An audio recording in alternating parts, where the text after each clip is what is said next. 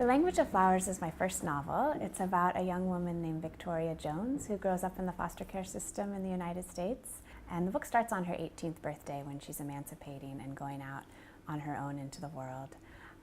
The only thing she really has is the language of flowers, which a woman who tried to adopt her when she was 10 taught her. And she's passionate about flowers and their meanings.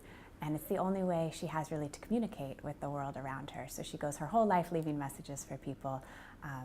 Lavender means mistrust and basil means hate.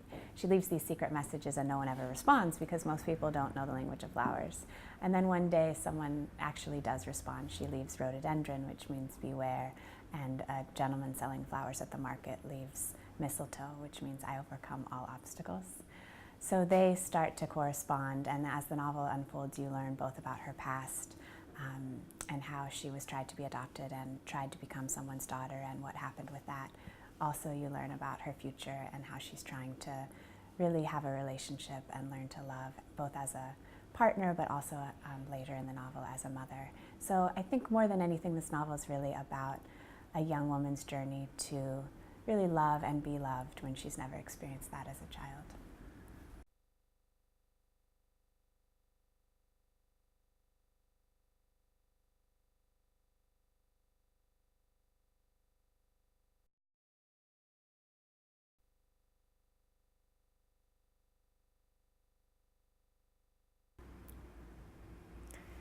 The next morning, Renata leaned against the glass doors of the flower market, waiting for me.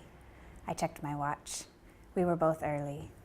The wedding that day was small, no bridal party and less than 50 guests at 2 long tables. We wandered around, looking for shades of yellow. That had been the bride's only request, Renata told me. She wanted sunlight and flowers, just in case it rained. The sky was dry but gray. She should have married in June. His booth's closed Sundays, Renata said as we walked, gesturing in the direction of the mysterious vendor. But as we approached his empty stall, a hooded silhouette appeared, perched on a stool and leaning against the wall. He stood when he saw me, bending over the flowerless buckets, his image reflected in the still circles of water. From the pocket of his sweatshirt, he withdrew something green and spindly. He held it up. Renata greeted him as we passed. I acknowledged his presence only by reaching out to grasp what he had brought me, keeping my eyes on the ground. When I was safely around the corner, out of view, I looked into my hand.